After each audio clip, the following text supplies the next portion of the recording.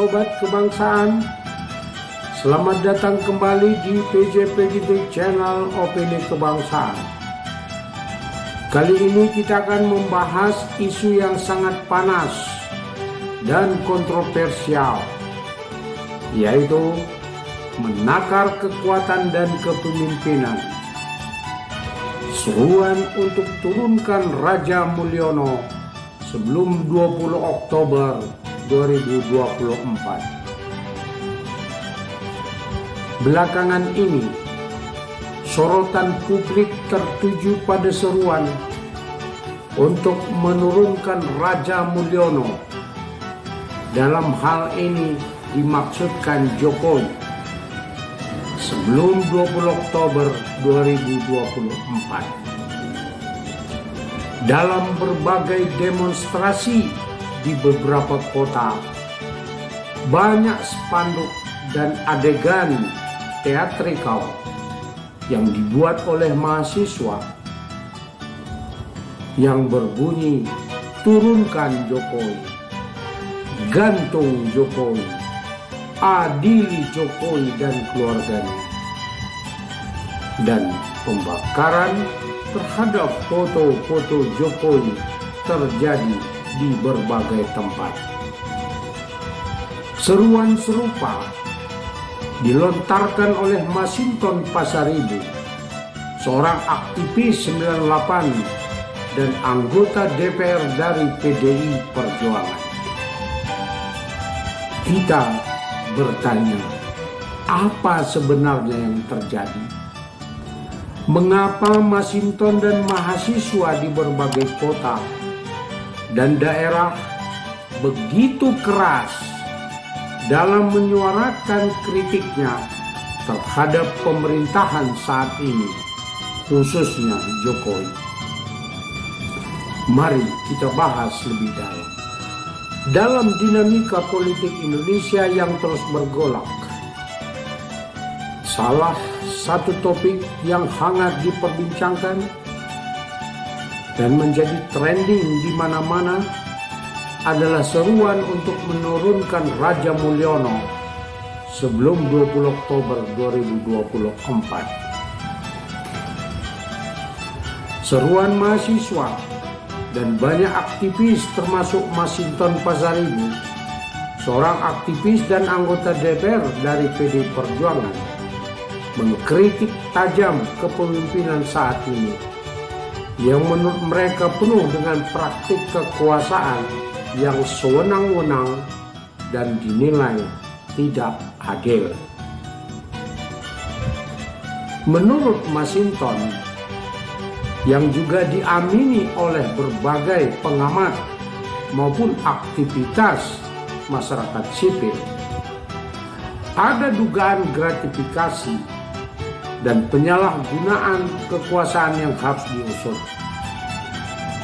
Dengan latar belakang aktivis dan pengalaman politiknya, Masinton menyerukan agar ada tindakan tegas terhadap kekuasaan yang dianggap menindas rakyat, agar menjadi pelajaran terhadap pemegang kekuasaan selanjutnya. Maka Mulyono harus diadili dan diberi hukuman. Bila mana hukuman oleh pengadilan tidak kondusif untuk dilaksanakan, maka bisa saja terjadi pengadilan rakyat. Masinton memulai kritiknya dengan mengungkapkan bahwa gerakan mahasiswa terjadi pada 22 Oktober lalu adalah cerminan dari kemarahan dan ketidakpuasan rakyat terhadap pemerintahan saat ini. Ia melihat gerakan tersebut sebagai gerakan spontan dan sporadis yang mewakili suasana kebatinan masyarakat pada umumnya. Ini adalah respon atas perilaku kekuasaan yang selama ini terlihat serakah, arogan, dan norak. Gerakan ini menyoroti bahwa ada keinginan untuk mengabadikan dinasti politik tertentu yang dipandang sebagai ancaman terhadap demokrasi substansial. Selain mengkritik kebijakan pemerintah, Masinton dan banyak aktivis masyarakat sipil juga menyoroti gaya hidup mewah yang dipertontonkan oleh keluarga presiden. Mereka menyebutkan contoh Kaisang Pangarep, putra presiden yang memamerkan jet pribadi dan gaya hidup hedonis saat rakyat sedang berjuang menghadapi kondisi ekonomi yang sulit. Demikian juga Bobi Nasution, wali kota Medan yang merupakan menantu Presiden Jokowi, yang bersama istrinya menggunakan private jet milik seorang pengusaha tambang batubara di Medan. Konon, menurut informasi, pengusaha tersebut berkolaborasi dengan Bobi dan istrinya memiliki tambang di daerah Maluku. Contoh-contoh yang dipraktekkan oleh keluarga presiden dianggap sebagai bentuk ketidakadilan yang mencolok, di mana rakyat masih banyak yang kesulitan makan, banyak pengangguran, sementara keluarga pejabat tinggi dan keluarga presiden menikmati kemewahan yang berlebihan. Patut dicurigai dalam dua contoh tersebut adanya praktik gratifikasi dan pencucian uang yang dilakukan oleh keluarga presiden bersama oligarki tertentu yang sudah dilaporkan ke KPK. Namun tampaknya KPK tidak bereaksi apa-apa dan tidak melakukan tindakan semestinya, misalnya melakukan pemanggilan dan klarifikasi. Ini semakin menguatkan kecurigaan masyarakat bahwa KPK telah di bawah pengendalian kekuasaan presiden. Pemerintah dan lembaga penegak hukum seperti KPK harus segera memeriksa dugaan gratifikasi dan penyalahgunaan kekuasaan. Pentingnya ditegakkan transparansi dan keadilan dalam penegakan hukum seperti yang terjadi dalam contoh ini. Hukum tidak boleh hanya berlaku bagi rakyat kecil, tetapi harus diterapkan secara adil kepada semua, termasuk keluarga presiden.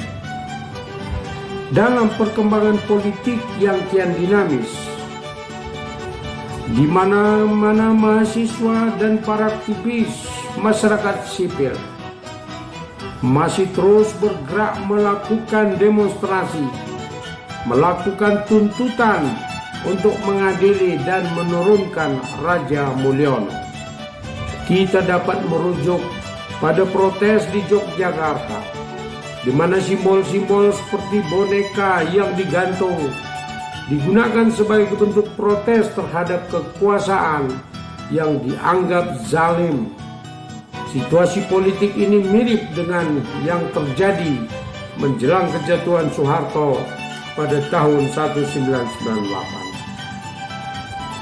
Protes yang merebak di berbagai kota yang juga melakukan tuntutan yang sama menandakan bahwa rakyat sudah muak dengan perilaku elit politik pada umumnya dan presiden pada khususnya yang telah melakukan penindasan secara tidak adil kepada masyarakat.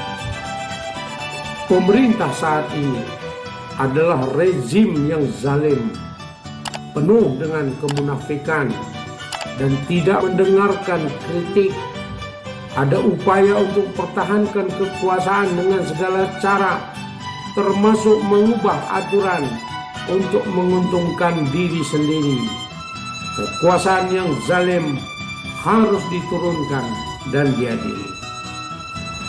Tuntutan terhadap rejim yang zalim dan munafik serta menindas secara tidak adil bukanlah soal dendam, melainkan untuk memberikan pelajaran bahwa kekuasaan yang menindas rakyat harus bertanggung jawab atas perbuatannya. Tuntutan terhadap pemerintahan yang zalim dan munafik ini harus menjadi pelajaran untuk pemangku kekuasaan berikutnya.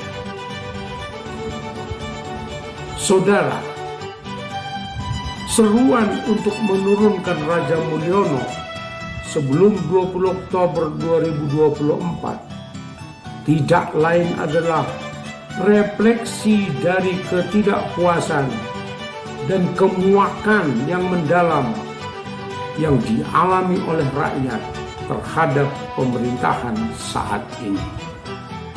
Kritikan yang menyoroti perlunya demokrasi substansial, di mana kepentingan rakyat diutamakan dan bukan sekedar mempertontonkan kekuasaan yang arogan yang dikuasai oleh dinasti politik.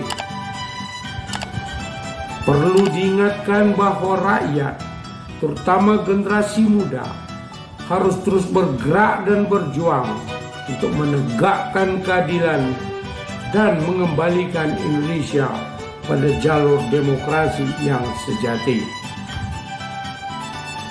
Apakah seruan ini akan memicu perubahan besar dalam kepemimpinan Indonesia? Waktu yang akan menjawab, tetapi satu hal yang pasti, suara rakyat tidak bisa lagi diabaikan karena suara rakyat adalah suara Tuhan. Jadi bagaimana menurut Anda? Apakah seruan untuk turunkan Raja Mulyono merupakan langkah yang tepat? Ataukah ini juga hanya strategi politik belaka? Silakan tulis pendapat Anda di kolom komentar. Saudara, mari kita buat PJP Ginting Channel sebagai wadah diskusi yang konstruktif. Mari kita terus belajar dan berdiskusi untuk membangun Indonesia yang lebih baik. Jangan lupa like, share, dan subscribe, serta nyalakan lonceng notifikasi untuk update video selanjutnya. Sampai jumpa di video selanjutnya. Salam PJP Ginting Channel Opini Kebangsaan. Terima kasih.